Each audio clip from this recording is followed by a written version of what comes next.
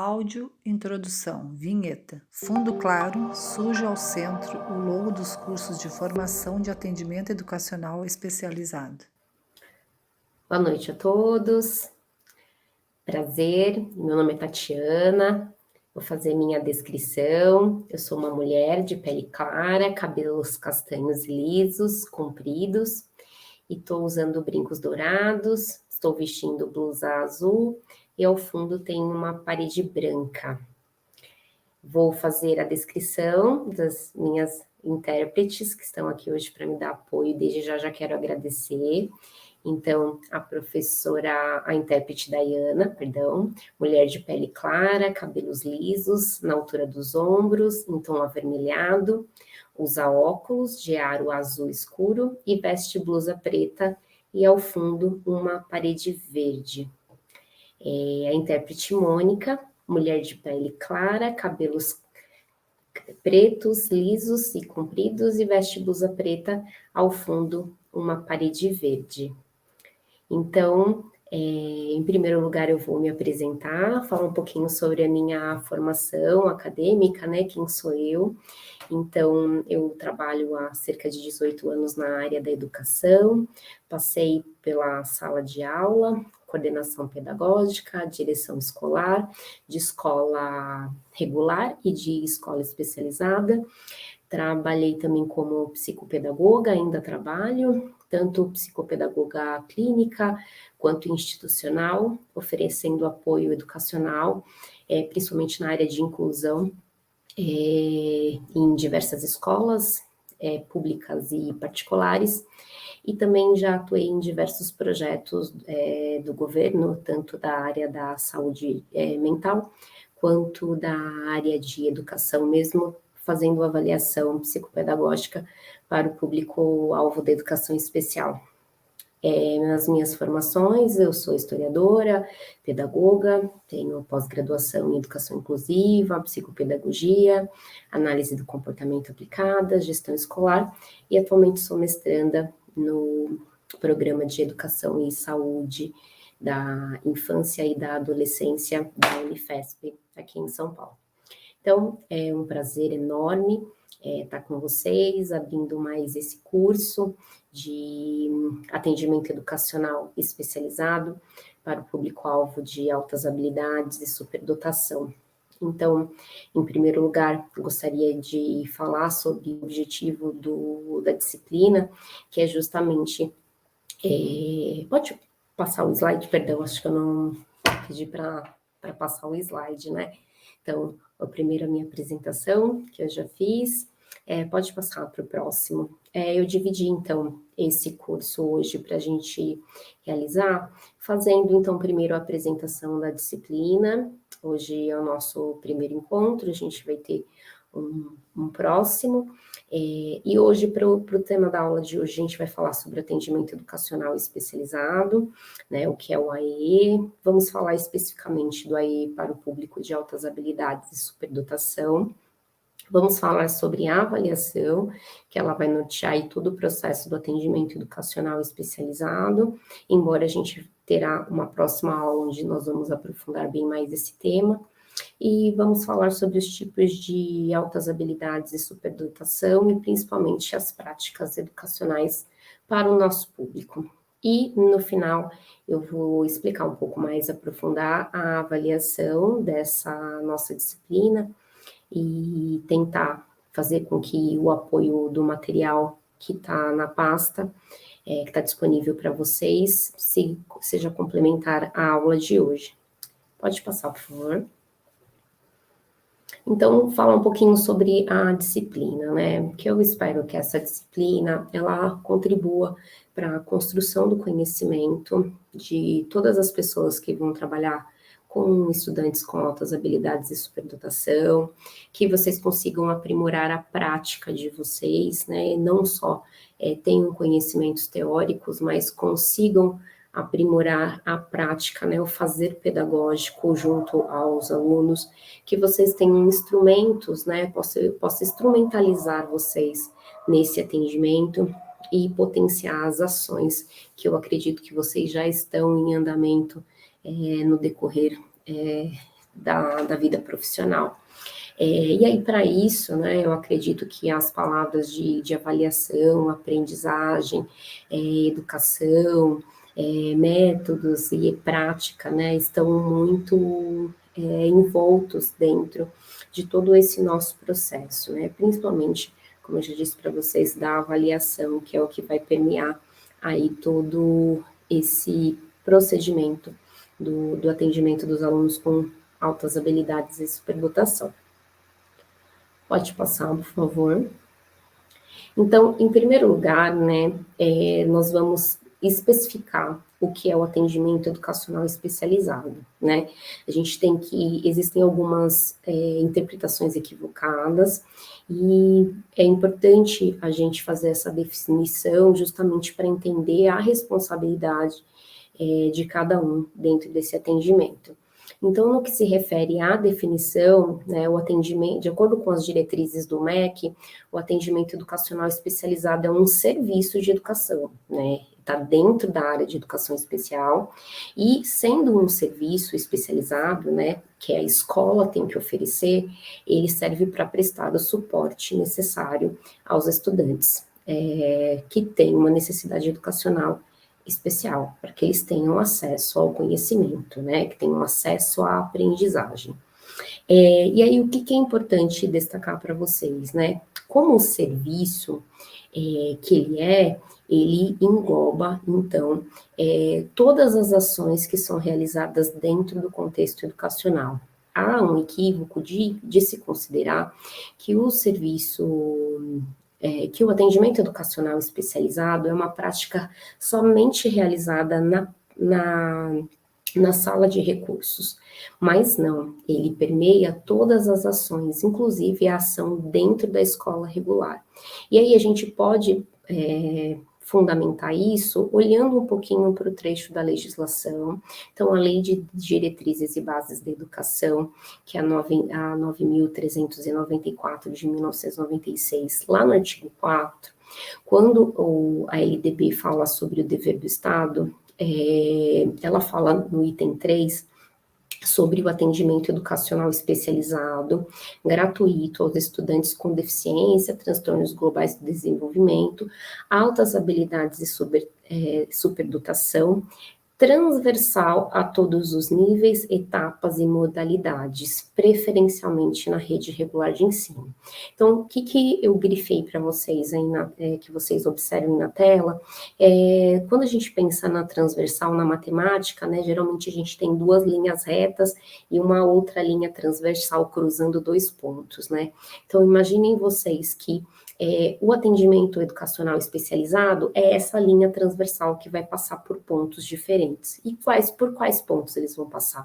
Pelas modalidades de ensino, então, seja por toda a educação básica, então, educação infantil, ensino fundamental 1, ensino fundamental 2, ensino médio, universidade, seja a sala de regular ou seja a sala especializada. Então, o atendimento educacional especializado é essa linha transversal que vai passar por todos os serviços e toda a trajetória educacional do estudante.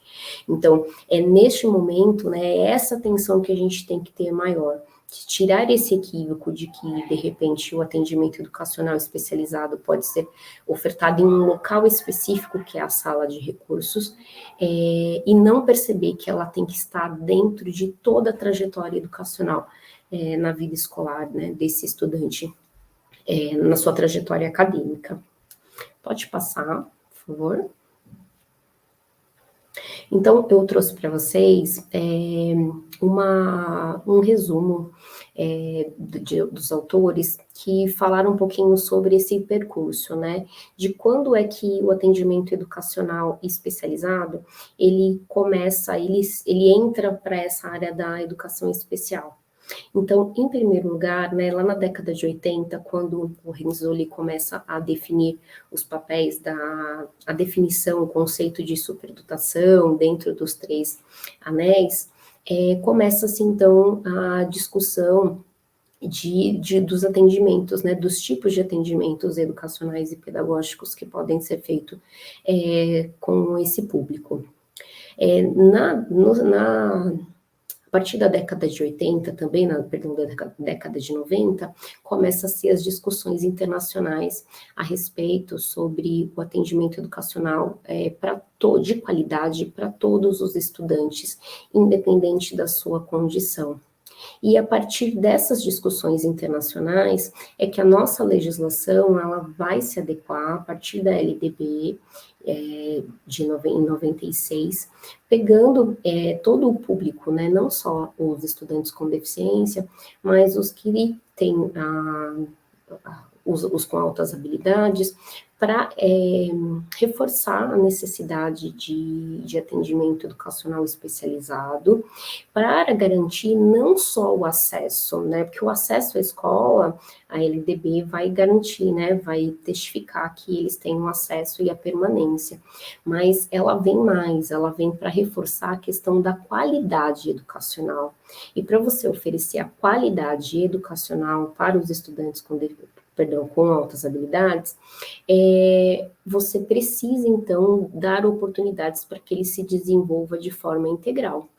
E o atendimento educacional especializado vai cumprir, então, este papel, né? Vai estar inserido dentro dessa área da educação especial, transformando esse público com altas habilidades, vai pegar esse público com altas habilidades, incluí-los dentro do público da educação especial, justamente por perceber que é um público que precisa de acesso a outros recursos, né, complementares e suplementares, que a gente vai conversar um pouquinho daqui a pouco, para poder ter acesso à educação de qualidade. Então, dentro dessa trajetória, são essas questões fundamentais que a gente precisa entender desse público. Então, alunos com altas habilidades estão dentro dessa perspectiva de educação inclusiva. Dentro da perspectiva de educação inclusiva, eles precisam ter um atendimento especializado, né, dentro da área da educação. Por ser especializado, precisa se entender as necessidades que ele possui para fazer essa oferta de atendimento de qualidade, né? Oferecer um desenvolvimento integral de todos esses estudantes. Pode passar. Bom, então, para a gente começar, então, a falar do atendimento educacional especializado, um dos locais com que ele vai ocorrer é justamente na sala de recursos. E aí, qual que é o papel fundamental da sala de recursos? Retomando, né? A sala de recursos vai ser o local específico, né? Geralmente no contraturno escolar, dependendo da região em que se encontra inserido, essa sala de recursos ela pode ter vários nomes, né? Então é uma sala de apoio educacional especializado, uma sala multifuncional, ou a própria sala de recursos. Essa sala de recursos, ela é no contraturno, então os alunos frequentam a sala de aula regular em um período, e no contraturno elas vão para a sala de recursos com um profissional especializado.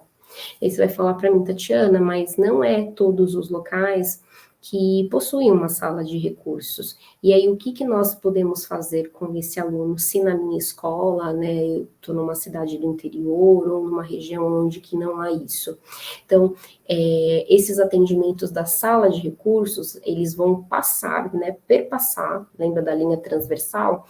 Vão perpassar por todo o atendimento dentro da escola. Então, eu fiz uma seleção de tipos de apoio, né, que podem ser feitos em sala de recursos e sala regular, mas caso a sala de recursos não tenha na sua região, no seu município ou na sua própria escola, isso pode ser feito dentro da sua escola, dentro da sua sala normal, né? Então, pegando então as diretrizes do próprio Ministério da Educação, eles indicam, então, que a sala de recurso vai pensar nas estratégias, né? Então, pensar em estratégias de ensino para promover alto nível de aprendizagem. Então, vai ajudar na questão da criação, da motivação e respeitando as diferenças, as singularidades de cada um dos estudantes. Sei que vocês já tiveram aula com outros professores aqui do curso para discutir justamente essa questão da criação e da motivação. Então, a sala de recursos ou a sala de aula é um local justamente para pensar nessas estratégias específicas de ensino. Vai ser um local também para pensar nas possibilidades de descoberta que o aluno tem, de potencial. Então, as habilidades que ele possui, as áreas que ele tem maior interesse, ou mesmo as áreas que esse estudante ele tem dificuldade, porque é muito comum também se pensar que o estudante com altas habilidades, ele é muito bom em todas as áreas. E muitas vezes o que a gente percebe é que esse estudante com altas habilidades, ele tem algumas áreas com menor conhecimento, ou áreas que ele precisa aprimorar, que ele tem potencial para aprimorar. Não significa que ele vai ser um gênio, né, um expert em todas as áreas, mas ele pode melhorar em muitas delas. Então, dentro desse espaço educacional, principalmente na sala de recursos, essa descoberta, né, de qual o potencial que o estudante ele tem pode ocorrer, né, vai ocorrer. Então, a sala de recursos também é o ambiente ideal para poder identificar quais são esses interesses e possibilitar projetos específicos que muitas vezes o professor da sala regular comum não tem condições de oferecer. Então, o professor da sala de recursos vai poder possibilitar aí que esse desenvolvimento de áreas específicas que podem ser aprimoradas com maior tempo, né, pensando nesse atendimento no contraturno, e sem maior prejuízo nas áreas curriculares aonde ele vai ter que frequentar dentro da sala regular. Atividades de enriquecimento, nós vamos explorar bastante daqui a pouco sobre a questão do enriquecimento e suplementação curricular, mas a sala de recursos é um dos locais onde essas atividades de enriquecimento podem ocorrer, né? O professor pode produzir, pode executar, né, estudos independentes, fazer pequenos grupos, continuar com pesquisas específicas de acordo com o interesse do estudante. Também o desenvolvimento de projetos na comunidade, então isso faz parte do enriquecimento extracurricular. Então, o professor da sala de recurso, por não estar ali dentro de um planejamento específico, seguindo uma base nacional comum curricular, tem uma abertura muito maior de pensar em projetos externos, fazer uma parceria com universidades, com institutos de pesquisa, para justamente, ou com projetos na própria comunidade, que possam fazer com que amplie o conhecimento e a aprendizagem desse aluno com altas habilidades. E pensar também em procedimentos de aceleração curricular, né? Então, de repente, na sala de recursos, por conta do tempo, o professor ainda consegue perceber aí essas possibilidades de aceleração, tanto de série ou mesmo de matérias. Pode passar, por favor?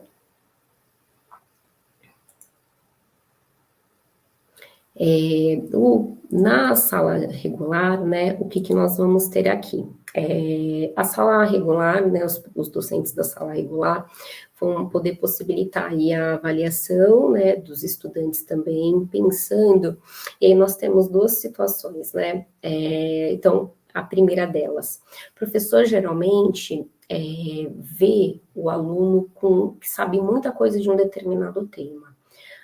Por exemplo, do primeiro Vamos pensar numa turma de primeiro ano do ensino fundamental, a criança com altas habilidades já chega lendo, sabendo ler e escrever. Vamos comparar ela com uma outra criança que pedagogicamente poderia estar no terceiro ano. O que acontece? É muito comum que o professor da sala regular dê aquele susto inicial e pense, tipo, o que eu vou oferecer para essa criança, né? E o que eu costumo sempre falar é a questão da avaliação no geral, né? Então, avaliar quais são os conhecimentos reais mesmo que essa criança possui, né? Então, tudo bem, ela já está fluente, o que você pode aprimorar sobre essa leitura e sobre essa escrita, né? A criança tem um interesse, ela aprendeu a ler e escrever, ela tem um interesse muito específico, por exemplo, em dinossauro. Quais são os outros leques aí em volta do dinossauro que você pode explorar, né? Que você pode aprimorar. Então, pensar nas questões históricas de evolução, pensar em questões mais geográficas. Então, quais são as temáticas? E pensar nesse segundo plano, quais as dificuldades também que essa criança tem, né? Porque todos nós somos seres humanos em desenvolvimento e temos áreas a aprimorar. Então, às vezes, é uma criança que tem um potencial muito grande na área de linguagens, escrita, comunicação, mas que também tem uma defasagem em matemática. Ela não precisa ser um gênio da matemática também, mas o professor ele tem condições também de aprimorar essas habilidades, né, de raciocínio lógico-matemático. Então, por isso a avaliação ela é tão importante, justamente para o professor pensar quais são as estratégias que você vai ter e como que ele vai direcionar aí todo o seu plano educacional para o aluno com altas habilidades.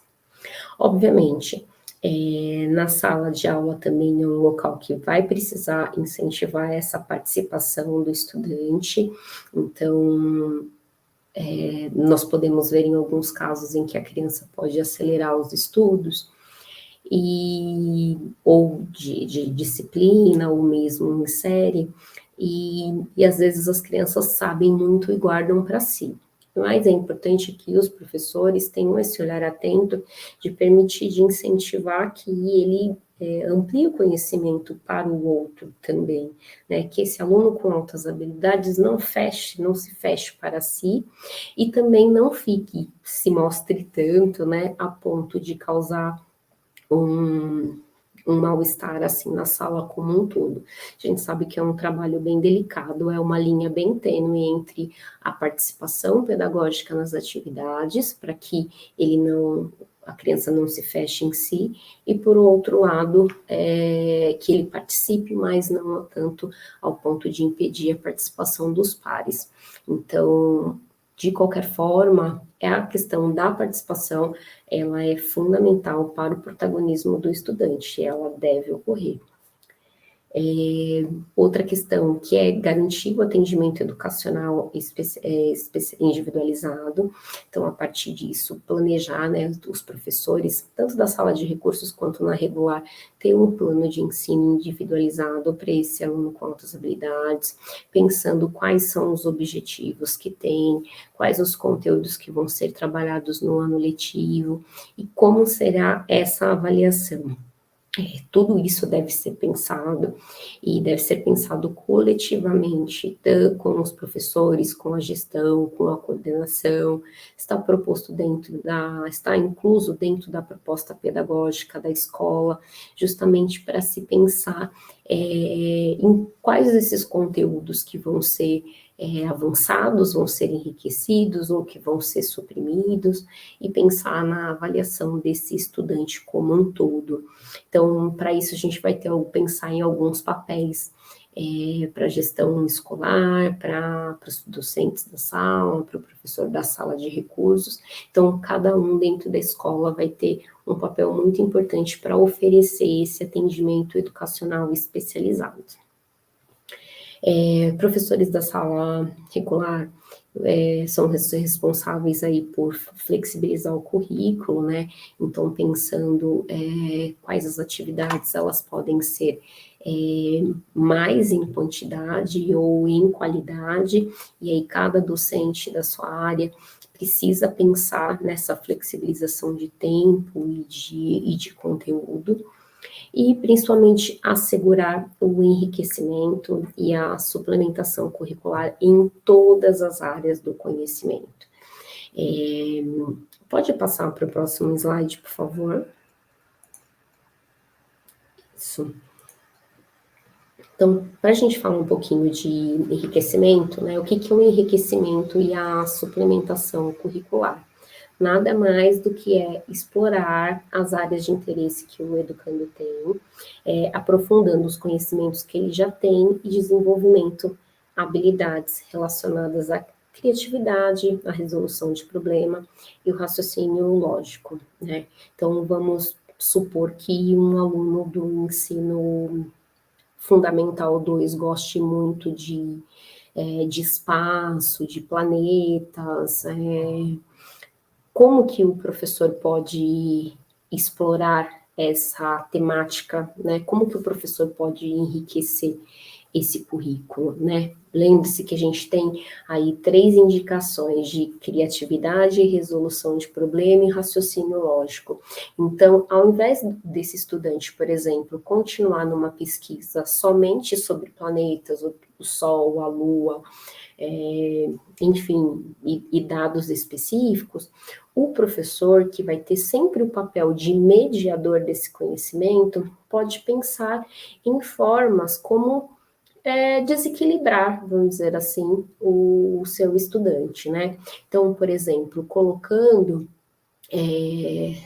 dilemas com que esse aluno faça uma pesquisa. Então, por exemplo, se o homem foi realmente à Lua, né? Pode colocar, será que que o homem chegou realmente à Lua?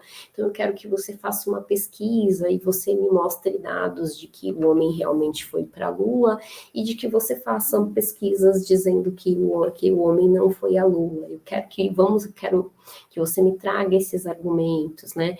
Então, visões políticas diferentes, né? Então, pensando na questão da ciência, a gente pode trazer isso, por exemplo, para estudantes de ensino médio, ou mesmo do fundamental, mas que vai falar de política, então, desafios de direita e de esquerda, né? Então, o que era a direita lá na Revolução Francesa, o que era a esquerda na Revolução Francesa, e o que é direita e esquerda hoje, né? Então, qual é o problema que se pode lançar? Então, trazer questões políticas atuais e pedir para esse estudante não ficar somente numa linha de aprofundamento de conteúdo, que muitas vezes ela está muito ligada a uma linha de interesse.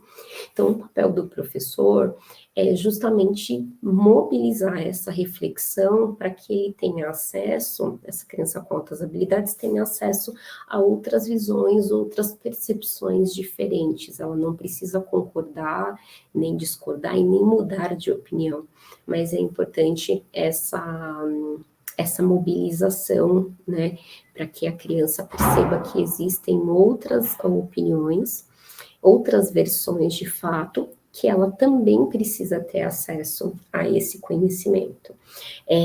Ligado ainda a essa questão do enriquecimento curricular, a questão de pensar em problemas que existem no próprio meio em que ela se encontra. Então, muitas vezes no bairro existe um problema relacionado à enchente causada porque os moradores jogam lixo num determinado local, ou existe um problema de transporte com trânsito numa determinada região, causada por um determinado fator.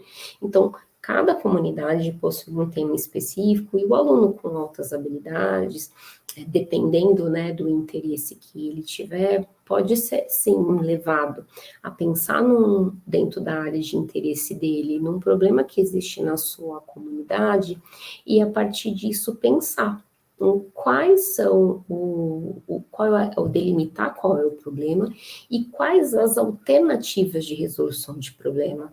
Então, bem projeto, né? Então, como que a gente pode resolver o problema desse? É conversando com o prefeito, é fazendo uma mobilização na comunidade, é começando pelos alunos da própria escola, podem ajudar, é chamando a comunidade, a família, né, para dentro da escola para discutir esse problema que existe no bairro.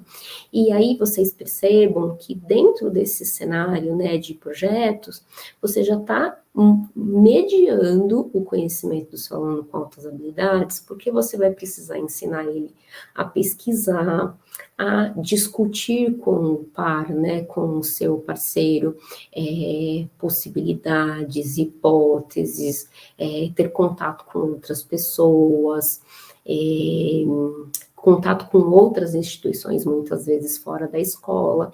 Então, você vai trazendo, fazendo com que estimulando esse estudante a ter criatividade, a resolver problemas e ter raciocínio, que muitas vezes só dentro de uma pesquisa de conteúdo o aluno não consegue atingir. Então, são essas as perspectivas de enriquecimento curricular, né? E aí, por isso que elas são divididas em duas fases. Tanto o enriquecimento intracurricular, então, que está voltado mesmo para aquilo que o professor, dentro da sua área de conhecimento, vai poder possibilitar o estudante que faça o aprimoramento, né, o enriquecimento. Então, você vai enriquecer o currículo dentro da escola, dentro da disciplina, com os recursos que a escola já possui, ou você vai fazer esse enriquecimento extracurricular. Então, pensando num ambiente que está fora da escola, né, e até mesmo fazer articulações com com outras instituições, né. Então, de repente, pegar o interesse do aluno, como eu disse, por espaço, né, pela ciência, por planetas. Qual é a universidade na região que tem algum grupo, algum instituto que faz uma pesquisa específica, né? Será que tem um programa de mestrado, com uma disciplina, com algo que é possível esse aluno assistir uma aula, ver um texto, participar de uma palestra com um profissional do assunto, né? E depois trazer isso para dentro do currículo, né? E entender como que os professores podem usar esse conhecimento para dentro da escola e para levar para os demais profissionais. Então, o enriquecimento e a suplementação curricular, ela faz parte desse atendimento educacional especializado, e percebam que ela pode estar dentro tanto da sala regular, quanto do atendimento especializado. Então, ambos os professores da escola, né, vão poder realizar esse enriquecimento, ela não é exclusivo de um. Então, é fundamental que, caso a sua escola tenha um atendimento, a sala de recursos no contraturno, né, que os professores do ensino regular também realizem esse enriquecimento curricular. É fundamental, na verdade, é de direito do estudante o acesso a esse enriquecimento. Pode passar, por favor? Isso. Então, por conta disso, a gente vai pensar agora nesse enriquecimento, nesse atendimento educacional especializado para os estudantes com altas habilidades, pensando aí dentro do modelo triádico do enriquecimento de Resole, né? Então, só trazendo um pouquinho sobre a questão da definição do Resole sobre as altas habilidades, né, que os alunos precisam ser comprometidos com a tarefa, ter criatividade e ter aí uma capacidade acima da média. Pensando nessa definição do Resole sobre altas habilidades, ele também traz sobre as múltiplas experiências que o estudante com altas habilidades ele pode ter para poder se desenvolver. Então, o que o Renzulli traz? Traz as questões das atividades de tipo 1, tipo 2 e tipo 3. E aí, o que são cada uma delas, né? Então, as atividades de tipo 1 estão mais voltadas à questão do estudo, né? Então, são atividades mais exploratórias, de pensar em investigar e aprofundar sobre um determinado tema. Então, lembre que eu acabei também de dar alguns exemplos para vocês. Então, se o estudante gosta muito de um determinado tema, quais os outros temas que estão relacionados com esse tema de interesse que o professor pode mobilizar esse aluno a conhecer? Então, as atividades de tipo 1 têm o objetivo de dar o contato do estudante com vários temas, né, que podem estar ligados a esse tema de interesse inicial. Então, é importante que o professor avalie quais são esses itens de interesse, justamente para pensar como realizar esse enriquecimento, né, com essas atividades de tipo 1. Sobre as atividades de tipo 2, a questão vai mais nos métodos e nas técnicas que vão ser utilizadas para poder oferecer ao estudante o acesso a esse conhecimento.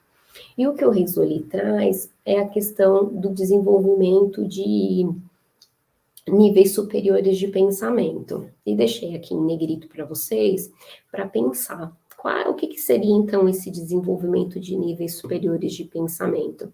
São os itens de imaginação, atenção, memória, raciocínio lógico, e até comportamentais, né? Comportamentais, as questões da emoção, que é muito comum a gente ver nos estudantes com altas habilidades, alguns comportamentos emocionais que estão um pouco desestabilizados, não é? Então, às vezes, uma baixa tolerância à frustração, uma dificuldade de compartilhar.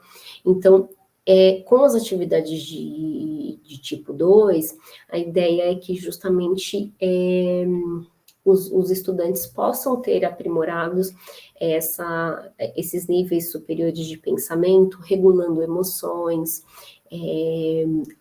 melhorando a sua criatividade e melhorando o seu comportamento social com o outro.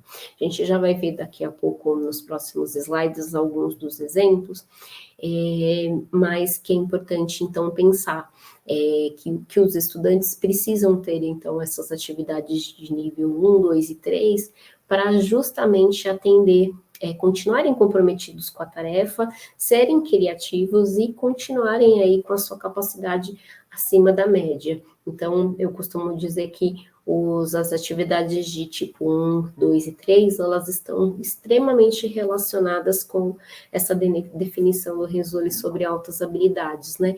Garantindo que as 3 áreas, elas continuem sempre em movimento, né?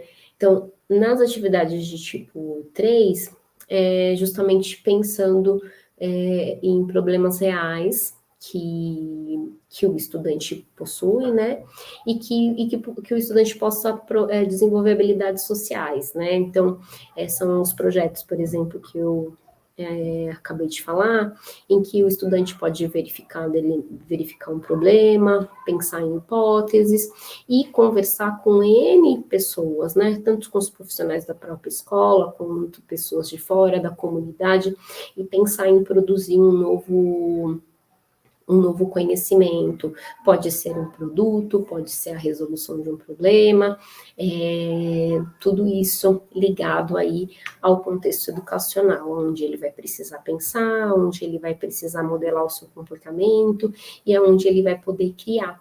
Então, é muito importante que o atendimento educacional especializado aborde esses 3 tipos de atividade. Pode passar, por favor.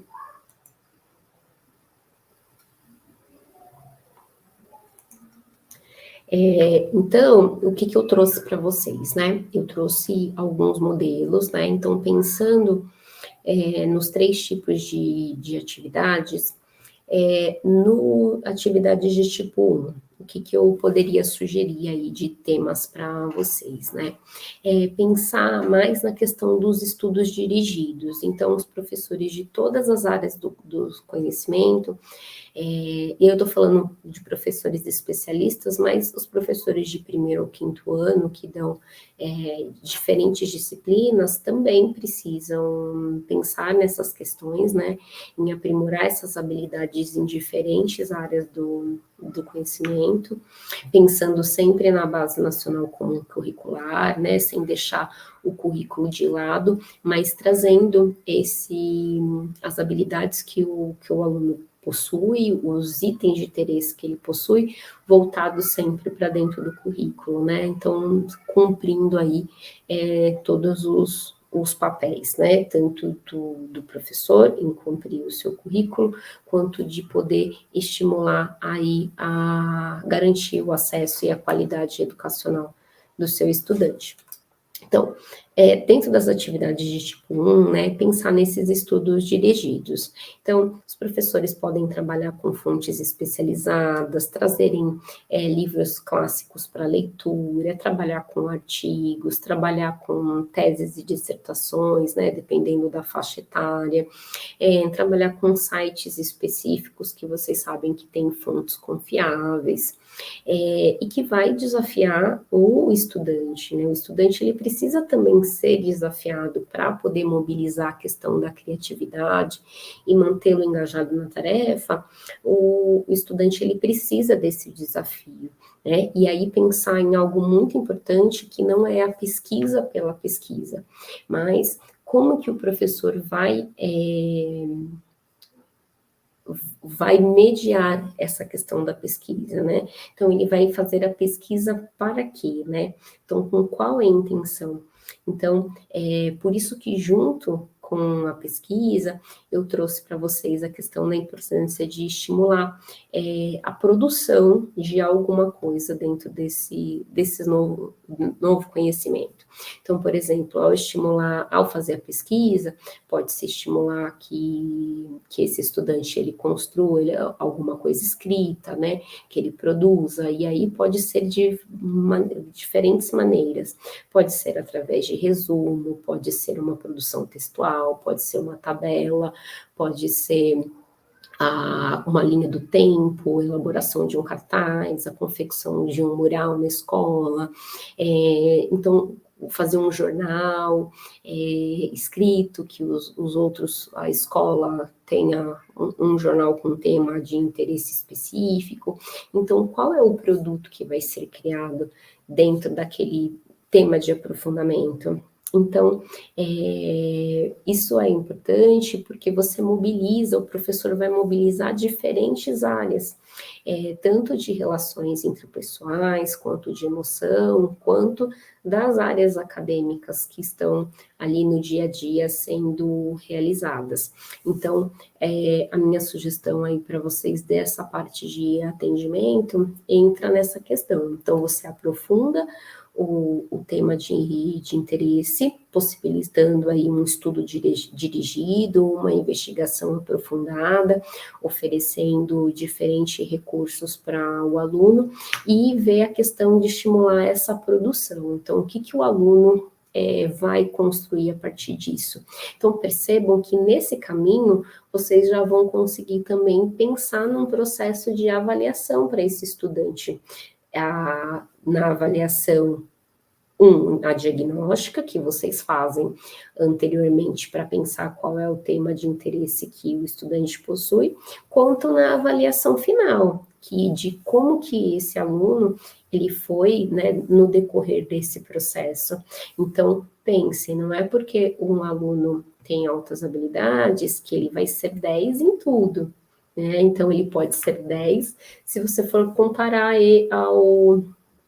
a mesma temática que você deu para um aluno que não é diagnosticado com altas habilidades.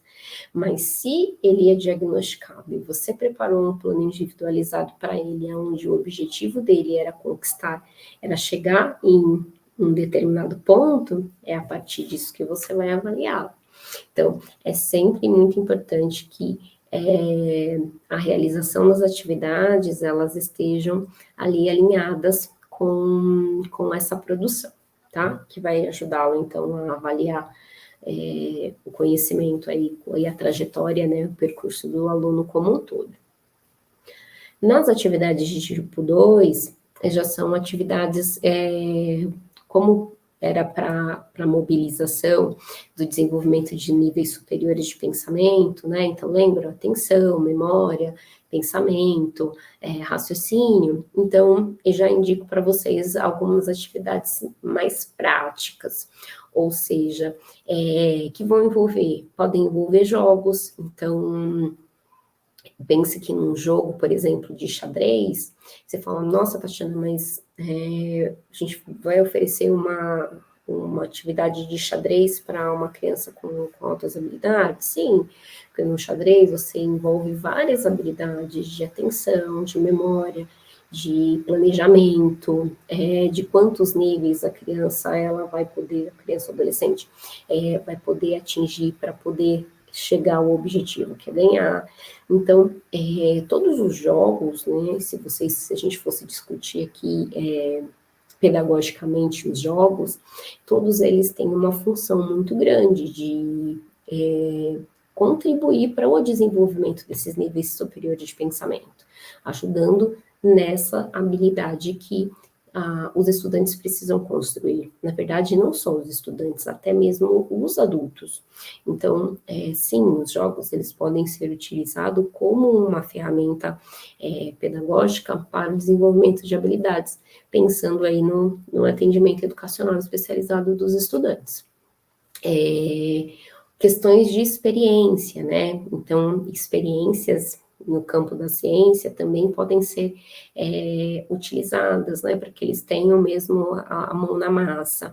Então, coloquei alguns exemplos para vocês, para as crianças fazerem areia movediça, vulcão, abrir uma minhoca, fazer flores coloridas, enfim. Os professores podem realizar atividades mesmo mais práticas que vão ajudar esse aluno tanto a fazer a pesquisa, então vocês podem começar lá com a atividade de item 1, fazendo com que o estudante realize essa pesquisa, e em seguida já fazer a parte prática, né? Então, contemplando as atividades de nível 2, que é para que o estudante ele tenha a experiência, né, de executar aquilo que ele pesquisou. Então, as atividades de nível 2 são importantíssimas.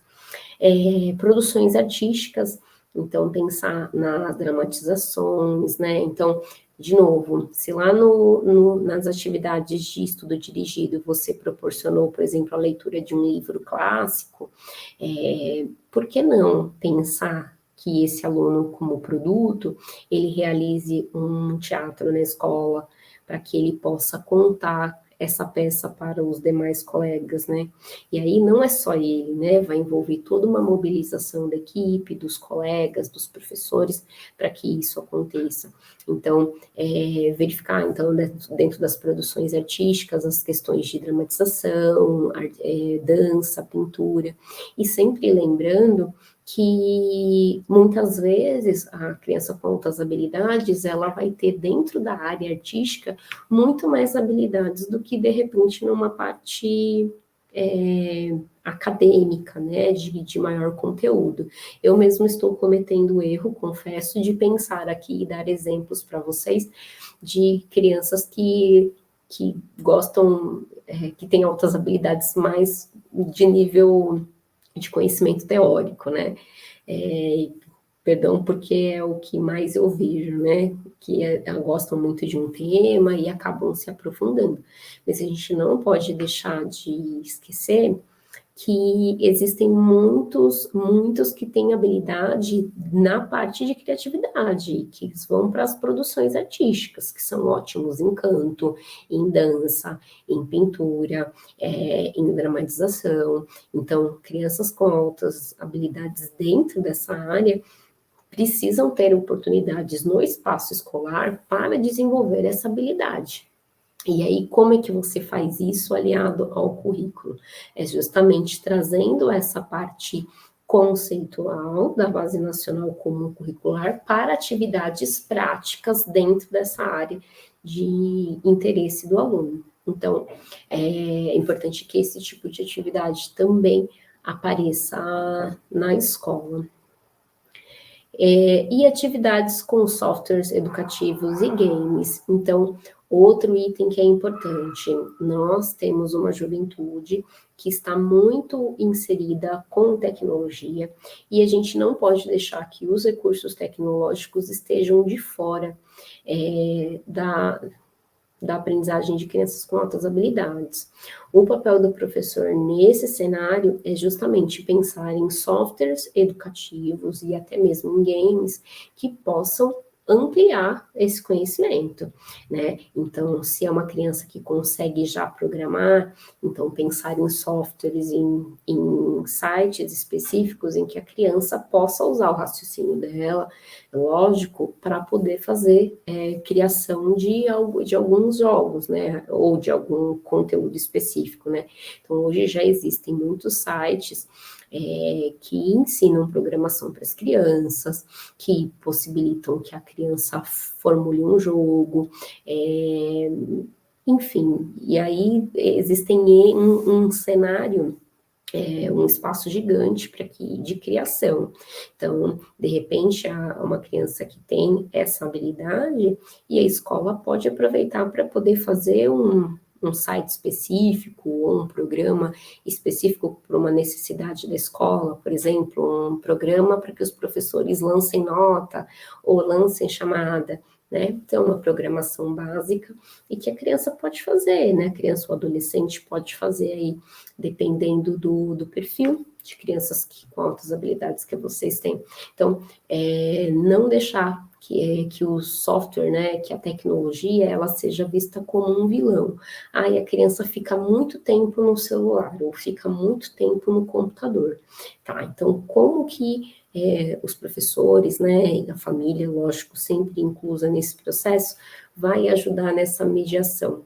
Então, precisa se pensar em ações específicas para que o uso tecnológico, o uso da tecnologia, ele seja direcionado, né? E aí vocês podem pensar em um problema para essa criança resolver e que ela tem um desafio. Então, ao invés de usar essa tecnologia só para pesquisar de um determinado tema, explorar de diferentes formas. E aí, do item 3, a questão das atividades de tipo 3, perdão, com projetos. Então, pensar, como já falei aqui em alguns slides para trás, pensar mesmo em identificar um problema, quais os prejuízos que tem, se é dentro da escola, se é na comunidade, pensar na questão da solução, então, como que a gente pode solucionar? Isso envolve algum custo? Envolve conversa com pessoas que não fazem parte da comunidade escolar, quais os possíveis pontos positivos e negativos, né, de mexer com esse problema. Então, ir construindo, junto com esse aluno no projeto, quais as ações, né, para solucionar o problema e realmente realizar uma atividade prática pensando nessa resolução. Então, aí é um breve resumo feito por mim, assim, justamente para pensar dentro das atividades de tipo 1, tipo 2 e 3 que o Resole fala, de como que isso pode estar dentro da escola de uma maneira mais clara para vocês, para justamente não ver, né, o aluno com outras habilidades e ter aquele mito de que a criança ela já sabe tudo e que o professor, tipo, e agora, né, o que eu vou fazer? E aí é por isso que a gente vai para o nosso próximo tema. Pode mudar o slide, por favor.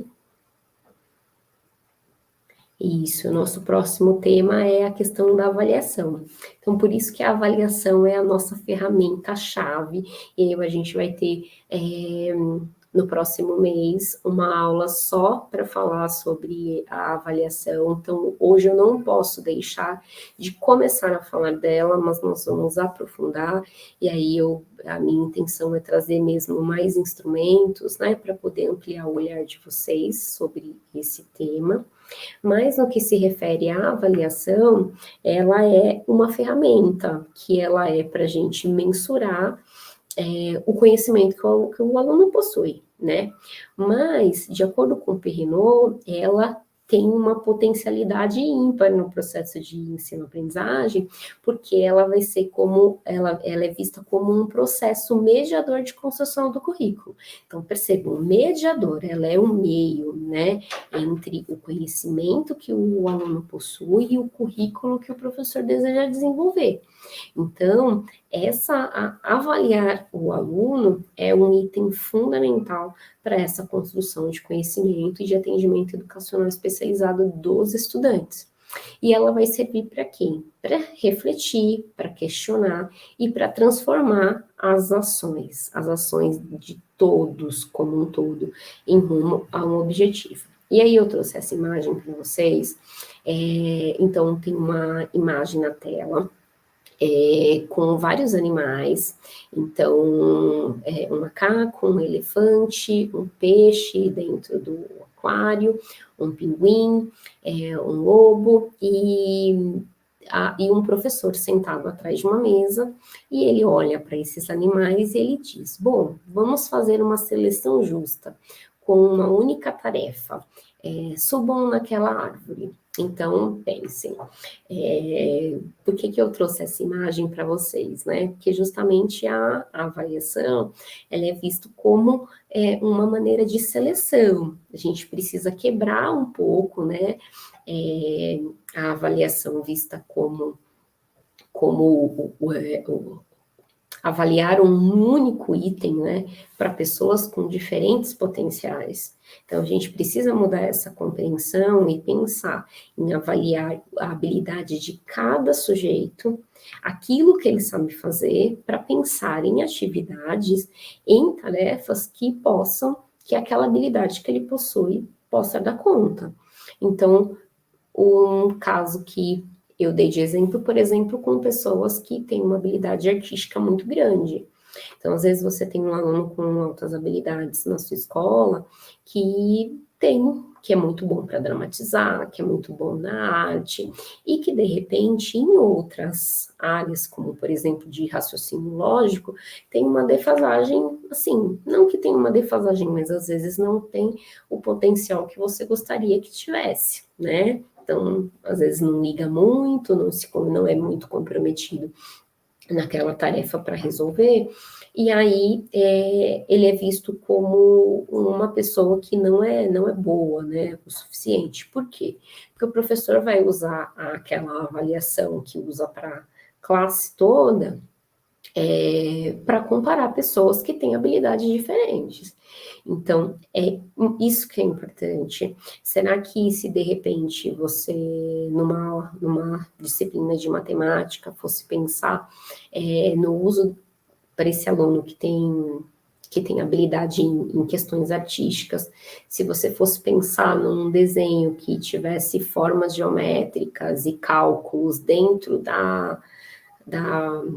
de uma produção artística, será que o seu aluno com altas habilidades não conseguiria ver a matemática dentro de uma atividade, de uma pintura? Então, ou será que é só através da folha, com inúmeras fórmulas, que você vai conseguir avaliar isso? Então, o que eu quero trazer para vocês é justamente essa reflexão, de pensar de que a avaliação, ela vai ser, como vocês vão usar a avaliação no dia a dia, né? Como usar, né? A favor de quem? Então, lembre-se que a avaliação, ela vai ser sempre para mediar aquela habilidade que o aluno possui e o currículo que o professor precisa desenvolver. Com esses dados, o professor precisa refletir, ou seja, precisa pensar mesmo o que eu vou fazer com esse estudante que tem altas habilidades e que sabe, às vezes, muito mais do que eu em matemática. O que eu preciso desenvolver, né? como eu vou desenvolver? Então, a avaliação, ela vai servir justamente para trazer esses questionamentos que vão ser discutidos na escola, para poder transformar a prática docente, né?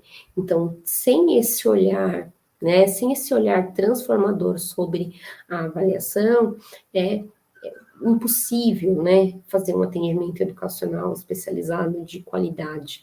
Precisa se olhar muito para a avaliação. E aí pode ir para o próximo slide, por favor. E aí o que temos agora é quem avalia e o que avalia, né? E aí você fala, Tatiana, mas como que eu vou avaliar, né? Então vamos primeiro por partes, né? Pensando num professor da sala regular, a primeira coisa que eu sugiro é a questão da avaliação diagnóstica dentro da sua área de conhecimento. Então, o que você, professor, pode realizar, perdão, você, professor especialista ou professor de ensino fundamental 1 que dá diferentes disciplinas, para você precisa avaliar o que o seu aluno conhece minimamente da sua disciplina. Qual que é a bagagem educacional que ele tem? Então, por exemplo, como professora de história, então ele sabe muito de Segunda Guerra, ok, pode saber, mas o que ele sabe sobre os outros temas que influenciam ali a Segunda Guerra Mundial? Sobre nazismo, partilha da África, a própria Primeira Guerra. Então, Guerra Fria, o que o estudante sabe ali daquele determinado tema? Como que eu, como professora, vou fazer essa construção e vou me mobilizar ele para que ele tenha acesso a outros temas? E como que esse tema, que ele sabe muito, interfere ou está ligado com o conhecimento com a aula que eu vou dar hoje na minha aula, que não necessariamente vai ser sobre a Segunda Guerra. Então, percebam, a importância de você diagnosticar quais são as temáticas que o seu aluno, com altas habilidades, ele sabe. Então, e aí pensando num professor, por exemplo, de primeiro ou quinto, que dá múltiplas disciplinas, pensar nessa avaliação com todas as áreas. Então, o que ele sabe na área de linguagens, ele já está alfabético, se está alfabético, como está a produção de texto dele, a questão dos erros gramaticais, se sabe cálculos, até quais cálculos que ele sabe. Ele é muito bom, mas ele é muito bom que campo aditivo, soma e multiplicação, e aí tem mais dificuldade em subtração, em divisão, e em ciências, como é que está o conhecimento dele sobre pelo menos o currículo do ano em curso. Então, pensem sempre na questão da avaliação diagnóstica como um parâmetro para vocês iniciarem a avaliação do estudante de vocês, porque é muito comum, eu vejo muito isso, né, nos meus atendimentos psicopedagógicos e quando eu vou conversar com os professores, de que receber o aluno, né, o aluno recebe de um diagnóstico de fora, com um psicólogo, geralmente, que realizou a avaliação, e que, assim, vem um relatório maravilhoso de que o estudante possui amplo conhecimento de X, de Y, de que ele é bom em raciocínio, ele é bom nisso, ele é bom na conversação, e aí o professor olha aqui, ele fala, meu Deus, né, o que eu vou fazer com esse estudante que sabe mais do que eu, né? Eu já conversei com alguns professores que pensam isso. O aluno sabe mais do que eu. Não, né? Não, a gente não pode pensar assim. O ser humano é um ser em construção e que não sabe tudo, né? Nós não sabemos tudo. Então, temos que entender. Então, independente de qual foi a avaliação externa que um profissional de fora realizou do aluno, do estudante, cabe ao professor conhecer o seu aluno e saber, dentro da sua matéria ou dentro daquilo que ele planeja para o ano letivo, entender o que o aluno já sabe, porque é a partir disso que você vai se planejar para poder fazer o atendimento que ele precisa.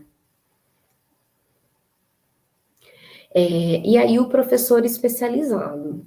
professor especializado, ele pode fazer uma avaliação bem mais ampliada, né? Pensando mesmo nessas áreas de aptidão e interesse que o estudante possui, pensar nas questões de criatividade, o quão criativo ele é, o que o aluno já fez, o que o aluno se interessa por fazer, e o quão motivado que esse estudante está para poder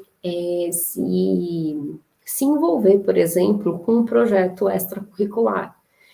E dentro, aí você fala, Tatiana, mas na minha escola não tem um professor especializado para fazer esse atendimento no contraturno. Então, tá, qual é o professor da escola? Se é de primeiro ao quinto, a professora da sala precisa também entender quais são as áreas de aptidão, de criatividade e motivação que o estudante tem. Se é um professor, se é a partir do ensino fundamental 2, ensino médio, tem um grupo de professores, qual é o professor que vai estar mais engajado nesse tipo de atividade e vai conseguir realizar essa avaliação e vai conseguir perceber aí quais são as áreas de interesse, que vai se dedicar um tempo maior para a avaliação. Então, lógico que tudo isso que eu estou conversando com vocês precisa ser articulado junto à gestão da escola, porque você requer um tempo muito maior para avaliar do que simplesmente chegar hoje e falar para a turma, olha, gente, hoje é dia de avaliação diagnóstica, tá aqui a folha, quero que vocês digam X, Y, Z, né? A gente sabe que na correria da escola, nas aulas fragmentadas, de às vezes 50 minutos, 1 hora, as coisas são corridas e que muitas vezes não se dá a atenção desejada. Mas pensando num atendimento educacional especializado, né, então você precisa ter uma atenção especial com o seu estudante.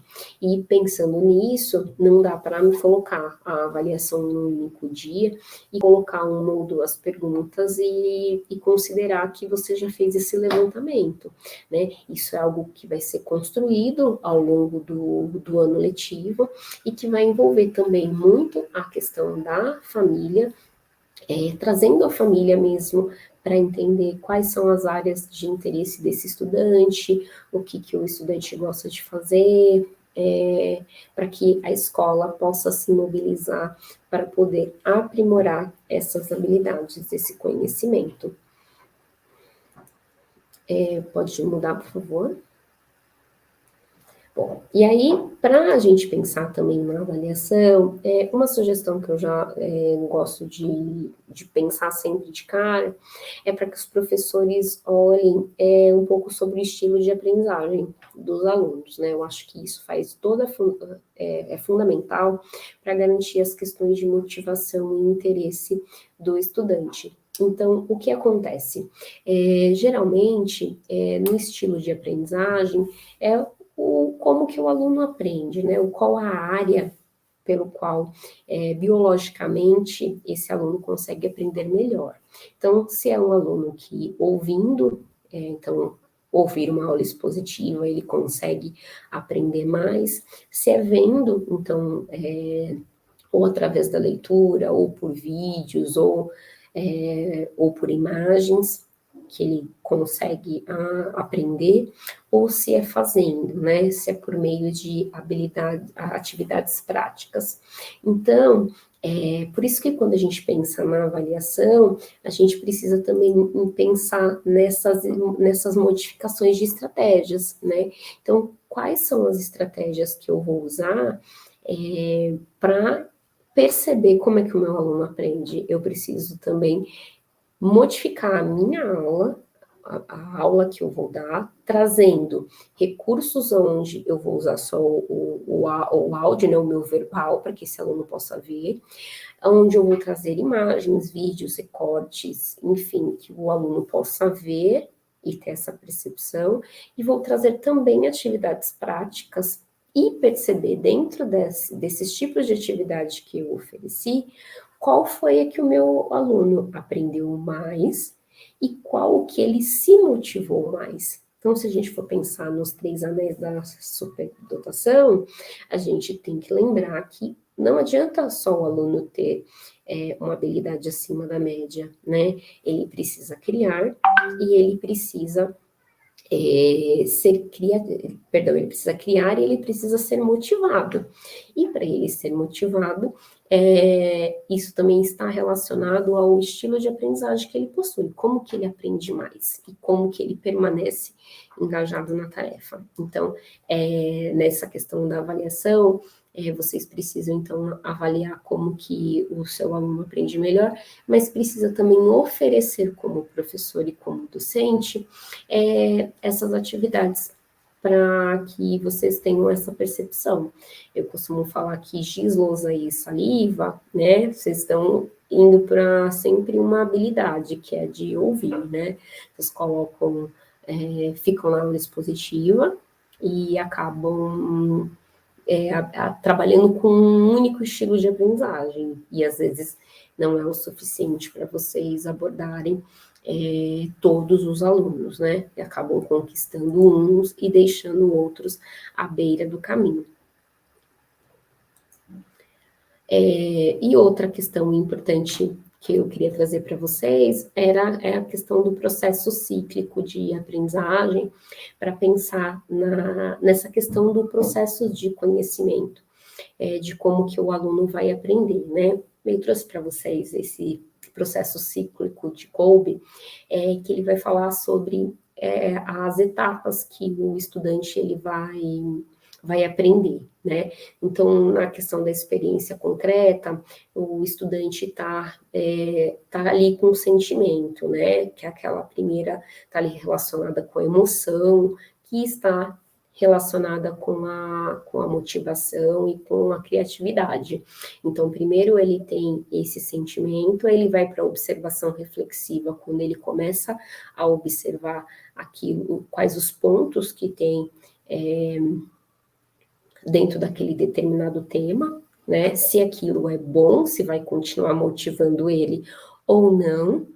Aí ele vai para a conceitualização abstrata, perdão, voltada mesmo ao raciocínio, para depois ele ir para a experimentação ativa, aonde ele realmente ele vai agir, né? Então, e aí ele volta de novo para a percepção, para o sentimento que aquilo causou nele, e aí o processo cíclico ele se retoma.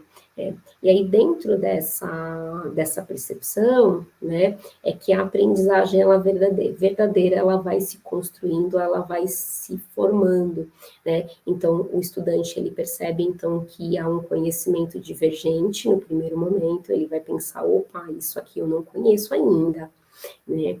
Aí depois ele percebeu, teve a emoção interna, né? Então sempre que a gente está aprendendo alguma coisa nova, a gente tem aquele primeiro impacto, né, de tipo, nossa, isso é novo para mim.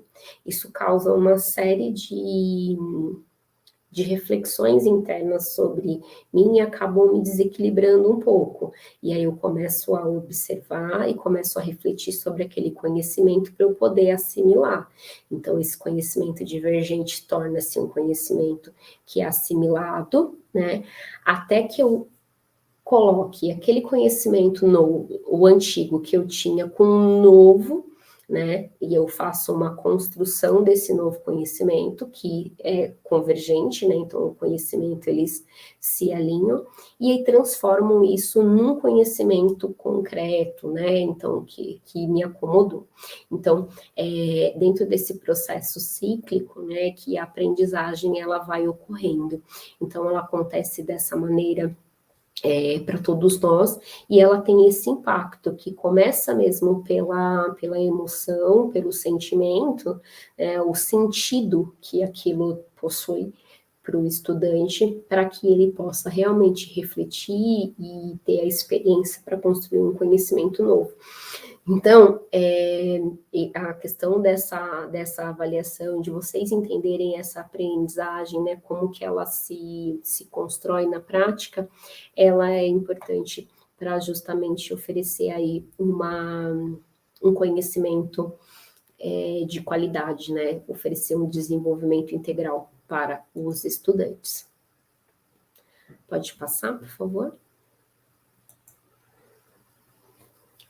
E aí, pensando nos tipos de altas habilidades e superdotação, nós vamos ter, eu separei eles por áreas, e como eu disse para vocês, eu tenho pontuado aqui no curso mais esse a capacidade intelectual geral, né, pensando nos que têm um conhecimento teórico maior. Então, esses estudantes dentro de capacidade intelectual geral, são aqueles que vão ter uma rapidez de pensamento, de compreensão, vão ter ótima memória, vão ter um pensamento abstrato e uma curiosidade intelectual muito boa. Então, são geralmente os estudantes que você está explicando um determinado assunto e que, de repente, antes de você terminar de explicar, ele já deduziu, ele já compreendeu, ele já está trazendo inferências, ele já está relacionando o conteúdo que você está explicando com o outro, porque ele está tendo mesmo construindo esse conhecimento, fazendo comparações, inferências, trazendo a opinião dele, então tem um pensamento muito acelerado. Tem os tipos de criativo e produtivo também, que aí tem bastante originalidade no pensamento, conseguem resolver problemas de formas diferentes e muitas vezes criativas, são inovadores, tem a capacidade de perceber aí um tópico de formas diferentes, os de tipo acadêmico específico, né? Então, que são muito concentrados, motivados por disciplina, querem ter altas notas, se preocupam muito em ser o melhor da sala, se preocupam e se comparam, né, com o outro, geralmente não gostam de que o parceiro, ele seja igual a ele, né, sempre quer ser o melhor. Temos os líderes, né, que geralmente gostam de cooperar, gostam também de resolver os problemas, gostam de ser um líder de um grêmio, líder da sala, um monitor de sala, querem sempre estar ajudando o professor com alguma atividade, querem usar a sua persuasão e influência, né, e tem habilidades de desenvolver aí uma interação mais produtiva.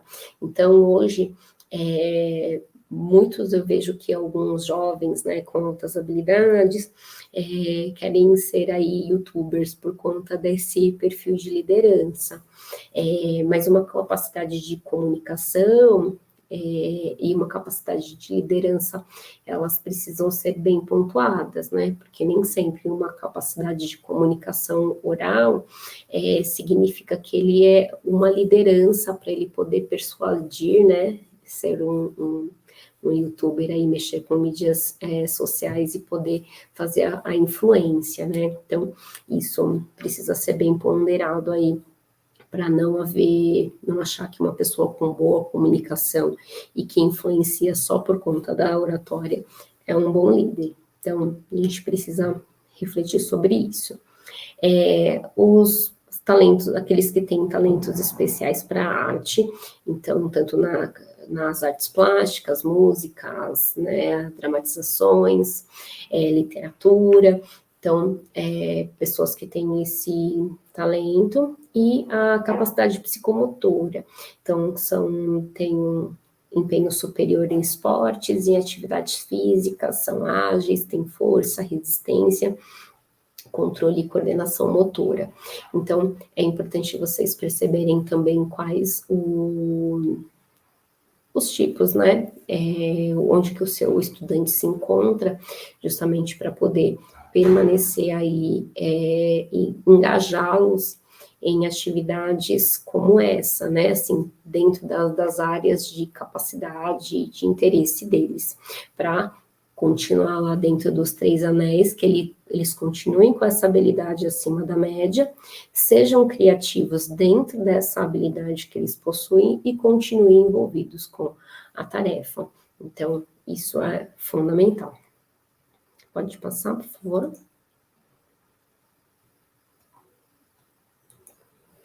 E aí, pensando nos tipos de altas habilidades, eu quis trazer, então, uma imagem para vocês.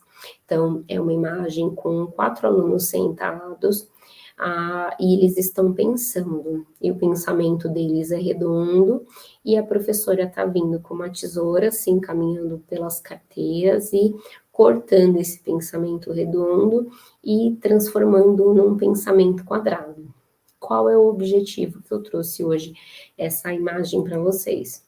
É justamente de levar à reflexão de que muitas vezes o conhecimento, ele é da pessoa com altas habilidades, ele é podado, né? Então, a criança com altas habilidades, muitas vezes tem uma criatividade acima da média, que extrapola os conhecimentos que a escola possui, mas, às vezes, a falta de conhecimento mesmo, não é um julgamento, porque é muito difícil mesmo fazer o atendimento educacional especializado, mas com o objetivo muitas vezes de moldar e de deixar as crianças como igual, acaba nivelando todas as crianças no mesmo nível. E é por isso que eu trouxe uma frase do Alencar para vocês, que fala sobre a questão de que o que se observa, vou ler ela para vocês, porque eu acho que ela é fundamental. O que se observa é que nem todos que se caracterizam por altas habilidades tornam-se adultos produtivos. Muitos deles, em função de características pessoais, aliadas às do seu contexto familiar, educacional e social, apresentam apenas um baixo desempenho, e mesmo abaixo da média. Nesse sentido, é necessário salientar a importância de se proporcionar um ambiente favorável ao desenvolvimento do aluno com altas habilidades, a par de atender às suas necessidades educacionais. Ou seja, não significa que uma criança tenha altas habilidades e você chegou com ela no primeiro ano, diagnosticada com altas habilidades, que ela vai ser um adulto com altas habilidades. Se ela não tiver um ambiente educacional, principalmente educacional, que é onde ela vai passar anos da vida dela, pelo menos 12 anos dentro de um ambiente, se a escola não for esse ambiente favorável para que ela possa se desenvolver, qual local será? A grande possibilidade é que essa criança que chegou com altas habilidades no primeiro ano, ela se torne um aluno mediano, ou às vezes até abaixo da média, porque ela não teve oportunidades de desenvolver a sua habilidade. Ela não teve oportunidades de se manter motivado, né, e focado e envolvido na tarefa. Então, muitas vezes, ela vai perdendo aí o interesse, né? Então, ela sabe muito de um determinado tema ou de uma determinada área, às vezes é uma criança que vai muito bem no esporte, e ela não tem oportunidades corporais, né? Não tem, oportunidades psicomotoras para ela poder desenvolver a prática corporal dela.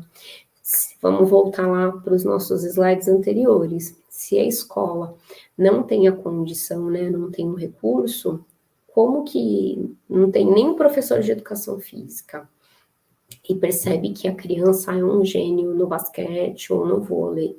Quais são os recursos? Quais são o enriquecimento extracurricular? Qual é a instituição fora da escola que a escola vai se mobilizar para tentar um parceiro para ajudar aquele estudante, né? Então, a prefeitura tem um centro de treinamento, tem alguma universidade que tem esporte, tem alguma organização não governamental na comunidade que apoia o esporte, que pode dar uma oportunidade para que no contraturno escolar essa criança ela possa desenvolver a habilidade psicomotora dela. Então, percebam que o atendimento educacional especializado vai ser aquela nossa linha transversal, que ela vai perpassar por vários pontos. Então, dentro da escola, a escola vai precisar ampliar, então, a sua forma de trabalho, justamente para favorecer esse ambiente favorável ao desenvolvimento. A criança vai precisar perceber que a escola, ela é a parceira, né, dentro do desenvolvimento extracurricular. E aí você fala, bom, Tatiana, então se ele só tem a habilidade psicomotora e eu conseguir uma capacidade, uma instituição externa para ele desenvolver, por exemplo, a atividade física e o esporte, então acabou o nosso papel dentro da escola? Não, não necessariamente, né? Ele não pode se esquecer que ele é uma criança com altas habilidades e que possivelmente ele também pode ter um talento em outras áreas. Ele pode também ter uma aptidão acadêmica específica, talvez não tanta quanto a capacidade psicomotora, mas que os professores vão precisar pensar em um enriquecimento curricular para aquela determinada matéria. Então, uma coisa não exclui a outra. Então, é por isso que é importantíssimo o processo de avaliação, o processo de desenvolvimento de um plano de ensino individualizado, justamente para pensar em quais os objetivos educacionais vão ser organizados e propostos para esses alunos, tá? Então, a atenção, né, dessa imagem é justamente para que vocês pensem, né, o quanto que a escola ela pode ser castradora se ela não tiver um ambiente que favoreça o desenvolvimento integral do estudante como um todo. Pode passar, por favor? Então, é por isso que eu, nesse nosso último tópico, eu queria falar então um pouquinho dessas práticas educacionais que envolvem o atendimento educacional especializado. E aí eu dividi por 3 áreas: a gestão escolar, os professores da sala regular e professores da sala de recursos. Então, sempre lembrando que se vocês não tiverem professor da sala de recursos, envolve-se os professores da sala regular da mesma maneira. Eu quis separar pensando nessa possibilidade de que vocês tenham, assim, as 3 pontas, né, para a gente poder discutir aí quais seriam os papéis de cada um, para que cada um tivesse papéis específicos, mas caso isso não ocorra, o papel fica mais concentrado, né? Você tem mais atividades. Então, no primeiro deles, na prática educacional, né? Então, o que a gestão escolar pode fazer aí para garantir o atendimento educacional especializado para os estudantes com altas habilidades e superdotação? Então, a primeira coisa é a questão do alinhamento com a diretoria de ensino da região, secretaria municipal ou estadual de educação. Porque a gestão escolar tem um papel fundamental de garantir cadastro no sistema para esses estudantes, para que esses estudantes sejam reconhecidos via censo, né, via dados educacionais como estudantes matriculados. Nós temos, infelizmente, do nosso país, né, além de poucos diagnósticos, nós temos menos ainda cadastros, né, menos diretores, né, gestores educacionais que fazem o cadastro no sistema, o que dificulta ainda mais ainda o número. E aí, se já é difícil a educação especial, né, de ter um atendimento de qualidade e de garantir políticas públicas que efetivem a inclusão, imagine com um público de altas habilidades que um número bem ínfimo aparece nos dados do governo. Então, o papel da gestão é importante em alinhar, de informar mesmo que existe na escola um estudante desse matriculado, justamente para se pensar nas possibilidades que a organização pode ter. A gestão escolar, obviamente, é super importante, pensando na seleção de professores, se é uma escola particular, pensar na seleção de professores qualificados ou com experiência em educação inclusiva, e caso tenha, né, em altas habilidades e superdotação, mas independente da escola particular ou pública, pensar na questão da formação docente, né? Então, a formação de professores, né, dentro do processo de aprendizagem, ocorrendo ali semanal, quinzenal ou mensal, abordando a temática da superdotação, construindo junto um projeto político-pedagógico que possibilite, que olhe para esse aluno, né, que delimite quais são os responsáveis no processo de ensino-aprendizagem, para que esse aluno tenha o máximo possível de ações que promovam o desenvolvimento, é um papel fundamental da gestão escolar. Eu acabei não colocando aqui, mas a questão da comunicação com as famílias, elas precisam ser implicadas, né? Elas precisam ser trazidas para dentro da escola, para poder discutir as preferências do aluno, entender como é que foi a trajetória dessa família para um diagnóstico, entender qual que é a expectativa que a família possui dentro para aquela criança, né? E quais são os limites que a escola possui, que isso também é muito importante ser definido. Então, qual a expectativa que a família possui, o que ela espera da escola, e que a escola também seja aberta e clara com essas famílias, para discutir o que a escola vai construir no decorrer dessa trajetória, né? Então, eu vejo muitas famílias ansiosas, assim, de que traz de tipo que a escola não está fazendo nada para o meu filho. E quando a gente vai na escola, a gente percebe que a escola está numa luta, assim, para capacitar os professores, para discutir, e chama assessoria, e chama psicopedagogo institucional para poder avaliar e organizar as ações, para poder pautar os professores, e aí a gente tem uma família de um lado que acha que a escola não está fazendo nada, e a escola do outro lado lutando para poder atender uma expectativa. E as duas áreas não se conversam, né? E aí, uma das primeiras coisas que a gente faz é justamente chamar as duas e falar, vem cá, né? Que tal conversar para a gente tratar de expectativas e de ações que estão sendo feitas. Então, a família, ela precisa ter a tranquilidade de que, puxa, a escola não sabe o que fazer, mas ela está tentando. Mas olha, já fez o primeiro passo, já está no segundo, e construir isso coletivamente com a família, né? Então, são duas áreas muito importantes que precisam conversar e que o papel da gestão, né, é fundamental. Não que os professores não possam fazer, os professores podem e devem chamar a família também para conversar, para estar perto, para pedir apoio, mas eu acredito que a gestão, né, a gestão como uma instituição mais administrativa e mediadora pode ter essa iniciativa de começar com esse papel de troca com a família.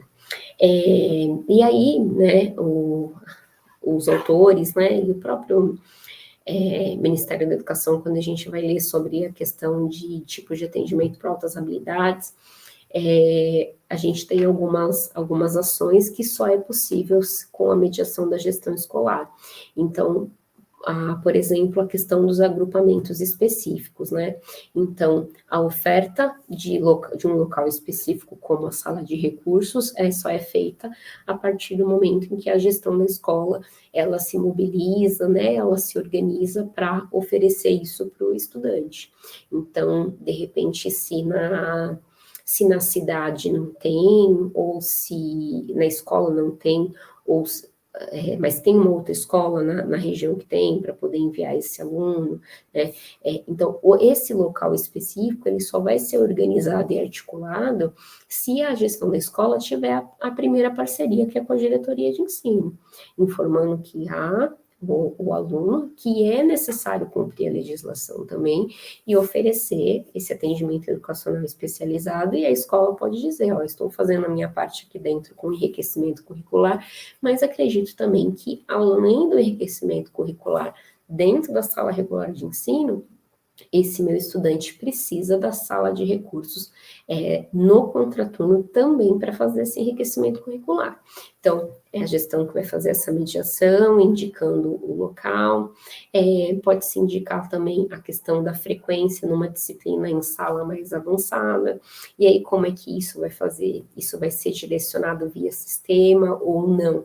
Então, todas essas essas pontuações, elas vão variar de acordo com a legislação municipal de cada local, né? Então, dentro da legislação, dentro da questão do Ministério da Educação, existem alguns apontamentos que indicam, inclusive está em uma das tarefas para a leitura sobre as práticas educacionais, que está lá com as indicações das ações que podem ocorrer dentro da escola. Então, uma delas é essa questão de frequentar a disciplina em uma série avançada, mas isso aí o professor não vai conseguir, ele por conta, falar, ó, vai lá e assistir a aula de matemática ao invés do 6º ano, do 1º ano do médio, sem que a gestão escolar faça essa mediação. Então, é uma tarefa aí, um desafio para os gestores de pensar alinhado à legislação local de como é que isso vai ocorrer, tá?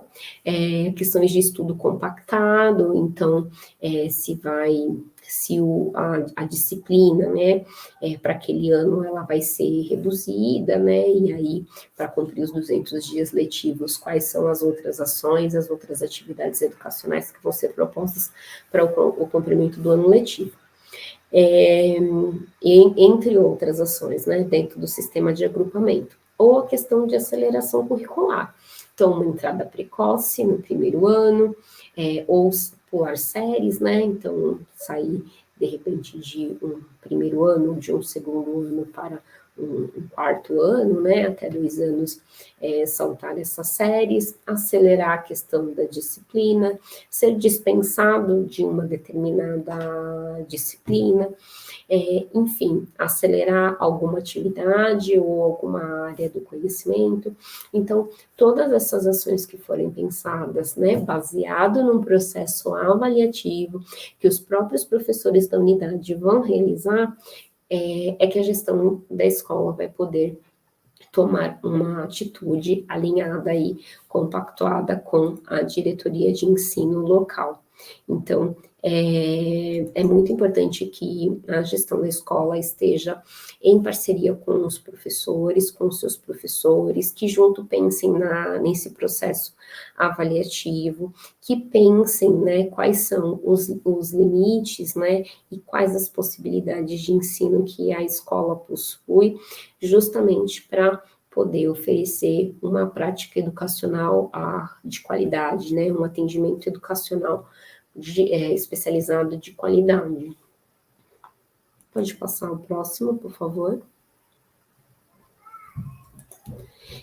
Então, na sala regular, né? Então, na sala regular, o que os professores podem fazer é a questão da flexibilização curricular, então pensar em flexibilizar as atividades que dá, em suprimir algumas atividades, em pensar no ritmo de cumprimento daquela tarefa, qual é o tempo que se tem, e aprimorar as áreas de menor conhecimento ou dificuldade que o aluno tem. O que eu quero trazer, então, de exemplo um pouco mais prático para essa questão da flexibilização de tarefas. Então, por exemplo, você está dando fração para o seu aluno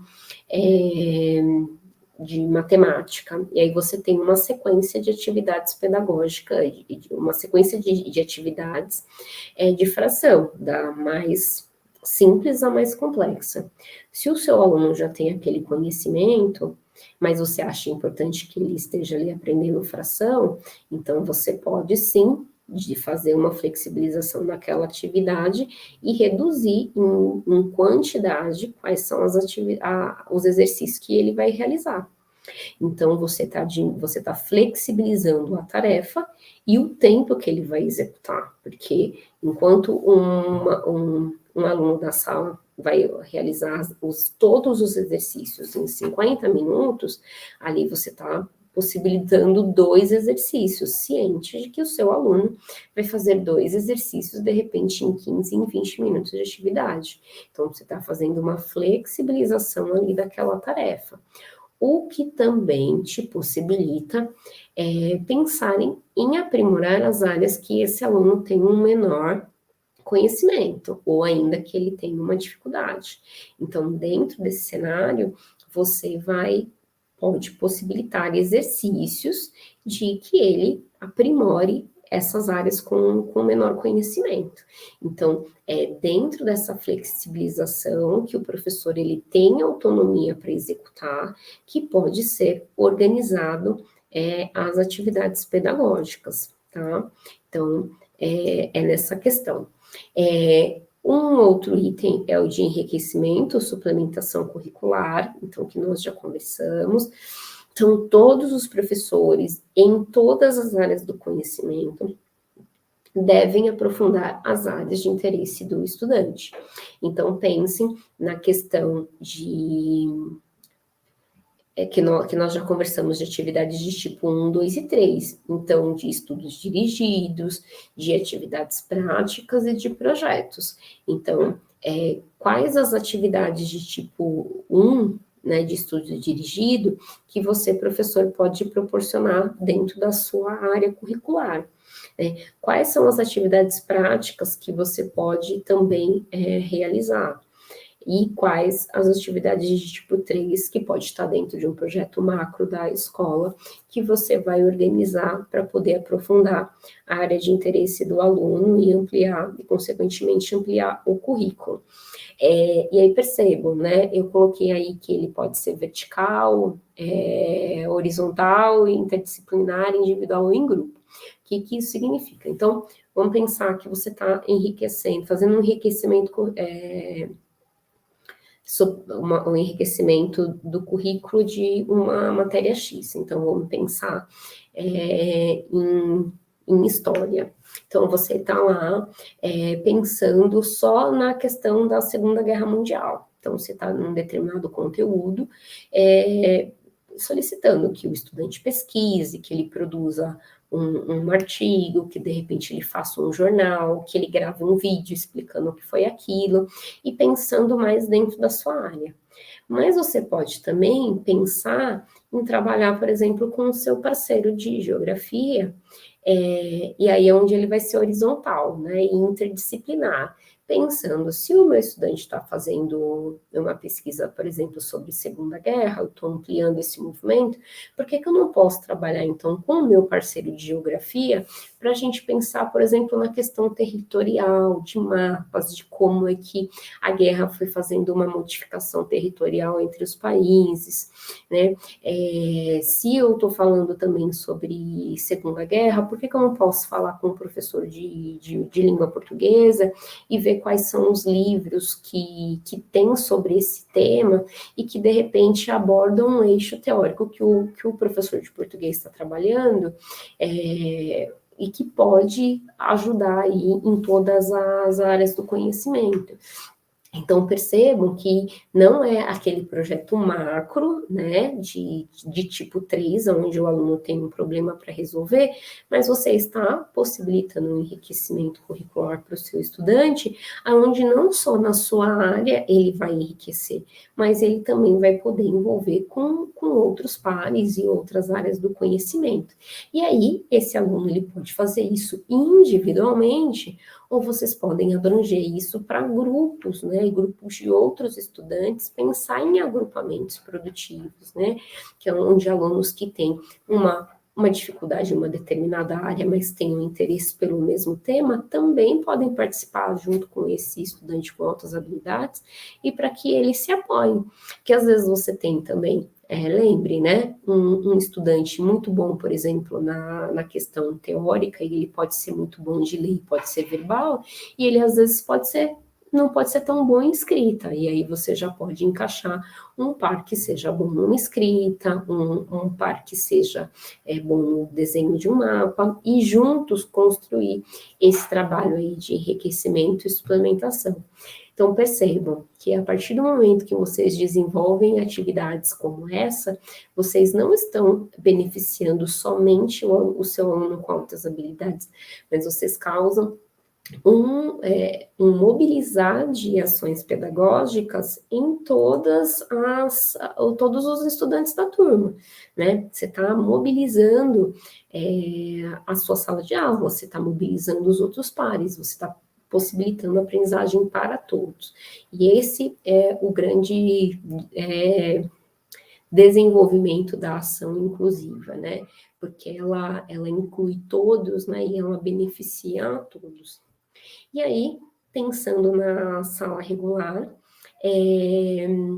as atividades também de tipo 1, 2 e 3, que aí nós já conversamos, que aí seria mesmo a questão das atividades práticas, os estudos dirigidos e pensar em projetos. Então, cada professor, dentro da sua área de conhecimento, ou junto como equipe, pode pensar em quais momentos, né, que vocês vão organizar essas atividades. E só uma questão, na apostila que eu fiz para vocês, eu coloquei algumas sugestões, mas nós vamos aprimorar na próxima aula, quando a gente for falar sobre avaliação, mas eu já deixei na apostila algumas sugestões para vocês mapearem o interesse dos alunos, né, com alguns questionários, pensar nos temas, pensar em projetos e até sugestões de atividade por área.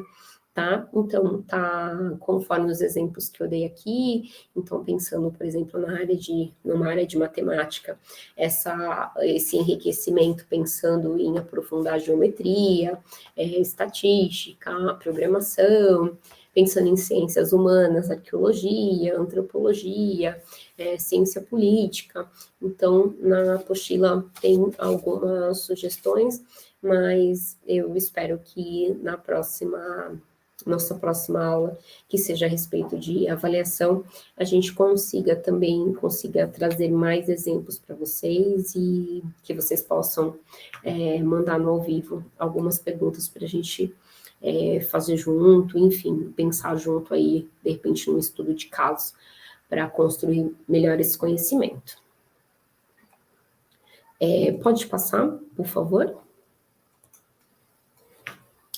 E aí, pensando na sala de recursos, né? Então, vamos pensar no melhor cenário que vocês possuem a sala de recursos, né? Ou sala multifuncionais. Então, na sala de recursos, né? Então, é um professor especializado. O que é importante que esse professor faça? Primeiro, a interlocução com os docentes da sala regular, né?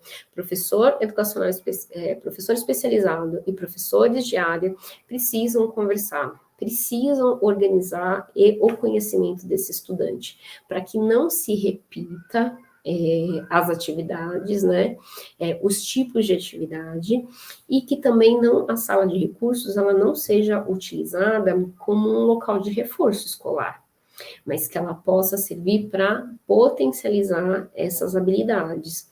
Então, o legal dessa interlocução é vocês pensarem o que eu, como professor especialista, vou poder proporcionar e o que, como professor especialista, eu não vou conseguir dar conta. Eu acho que é aí que o professor na sala de recursos ele vai entrar, justamente para pensar nessas áreas em que o professor da sala regular vai ter menos tempo, né? Não é nem que não vai dar conta, ele vai ter menos tempo de organizar, de explorar, e por conta disso, ele precisa do apoio dessa sala de recursos para poder aprofundar os temas que ele não vai conseguir ir tão a fundo, né? Então, o professor vai fazer essa interlocução, vai discutir coletivamente quais são as ações que ele vai fazer, né, complementares, suplementares e de enriquecimento para apoiar os professores da sala regular. O professor da sala de recursos também é uma peça fundamental para contribuir na avaliação, porque muitas vezes a avaliação dos professores especialistas acabam ficando muito voltados para dentro da disciplina, então o professor da sala de recursos pode e deve, né, pensar em ampliar a avaliação desses estudantes, principalmente no que envolve a questão da criatividade, raciocínio, habilidades sociais, comportamentais. Então, o professor da sala de recurso é peça fundamental para ampliar o processo avaliativo. Mas lembrem-se, se vocês não tiverem o professor da sala de recurso, professores devem sim realizar esse papel, tá? Para garantir o atendimento educacional especializado. Na sala de recursos ainda, então, pode proporcionar o enriquecimento intracurricular também, então, colaborar com as atividades de tipo 1, 2 e 3, que os professores já estão fazendo na sala regular, então, a articulação é importante, a conversa para saber aonde que acaba o papel do professor da sala regular e aonde começa o trabalho do professor da sala de recursos. Tá? E o enriquecimento extracurricular, né? Porque pensando em horários mais flexíveis, né? Em um tempo de desenvolvimento mais específico, esse professor da sala de recursos tem sim, então, pode, né? Explorar mais ainda as atividades de enriquecimento extracurricular e desenvolver aí programas específicos, né? Pode ser até um desenvolvimento de um projeto, por exemplo, pessoal, pensando onde que esse aluno quer chegar. Então, ele quer ser médico, né? Então, fazer um roadmap, né? Tipo, qual é o caminho, a estrada que esse aluno precisa seguir para chegar na medicina, né? Então, para ser médico, e aí fazer o caminho de trás para frente, né?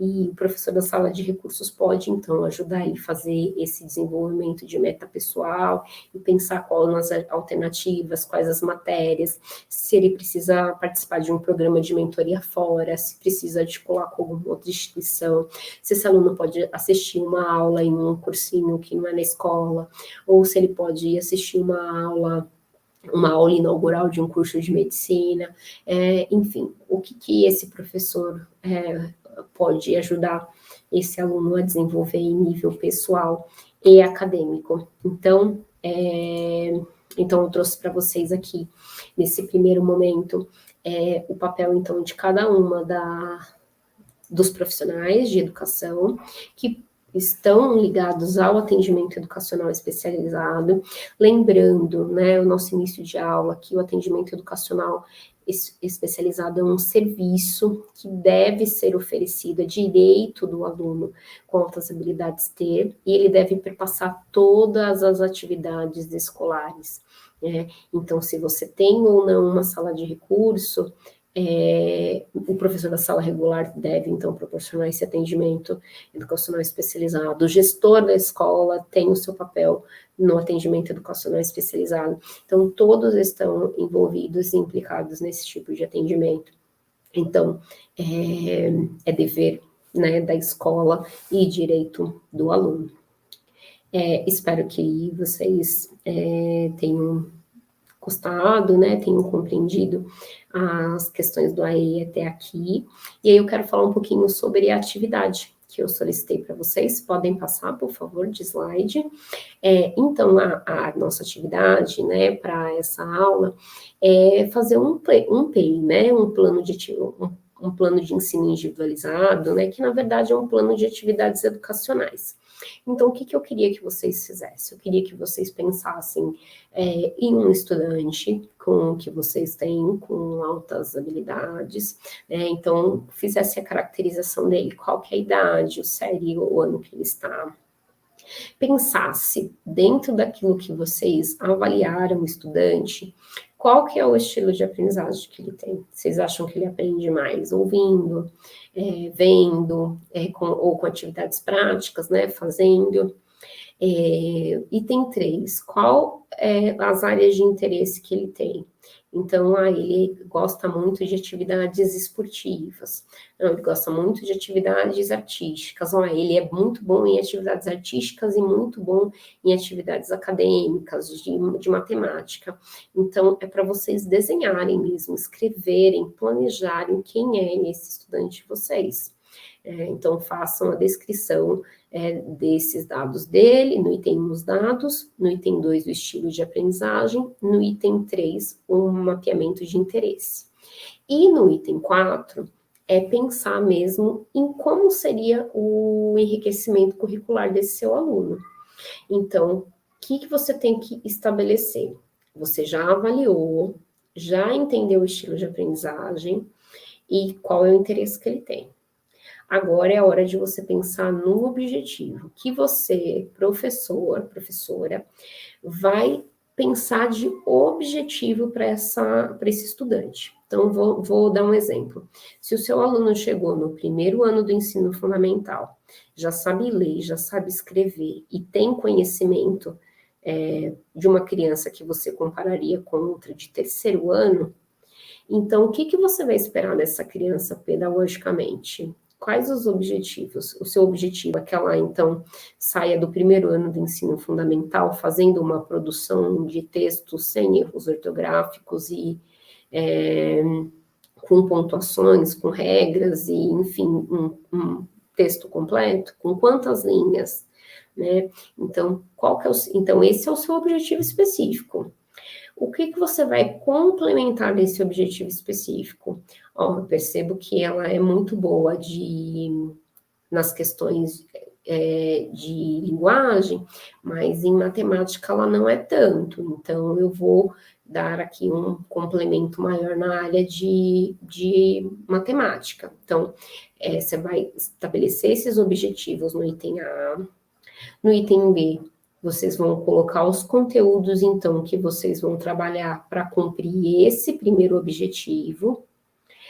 No item C, vocês vão colocar exemplos de, para você alcançar o objetivo X no conteúdo Y, quais são as atividades de tipo 1, de tipo 2 e 3 que vão ser organizadas, vão ser propiciadas aos alunos para atingir esse objetivo, esse conteúdo. E aí vocês vão colocar no item D qual é os critérios de avaliação e no item E como que vocês vão registrar esse acompanhamento. Então, essa atividade é um exercício de construção de um plano de ensino individualizado para que vocês pensem nesse enriquecimento curricular. Então, conhecer o aluno de vocês para poder enriquecer o currículo, tá? Então, essa é a atividade para a disciplina que foi pensada. E aí, para finalizar, pode mudar de slide, por favor. Eu trouxe uma frase do Renzulli para a gente fechar a nossa aula, que diz o seguinte: a nossa expectativa é que, aplicando bons princípios de aprendizagem para todos os alunos, diluiremos as críticas tradicionais aos programas para superdotados e faremos das escolas locais onde o ensino, a criatividade e o entusiasmo por aprender sejam valorizados e respeitados. Então, acredito que a gente precisa, então, mobilizar as práticas docentes para justamente transformar a escola nesse local de ensino, criatividade e o entusiasmo que o Renzulli fala, tá? E aí, para finalizar, pode ir para o próximo slide. Gostaria de deixar o meu agradecimento e gratidão a todos vocês que estão assistindo essa aula. Espero ter contribuído para a construção do conhecimento de vocês. Tenho certeza que muitas coisas vocês já sabem e que muitas vezes acham que não sabem, mas que já está aí. Então, o meu papel aqui como professora é só fazer a mediação desse conhecimento dentro daquilo que vocês já sabem na educação, para onde vocês querem chegar. E fica o meu contato, meu e-mail, então, é tatisampaio@gmail.com. Então, qualquer dúvida, que vocês tiverem ou queira fazer trocas, estou aberta e à disposição para a gente poder conversar e contribuir ainda mais na prática profissional de vocês. Então, muito obrigada a todos que assistiram até aqui e até a próxima aula. Vinheta. Fundo claro, surge ao centro o logo dos cursos de formação de atendimento educacional especializado.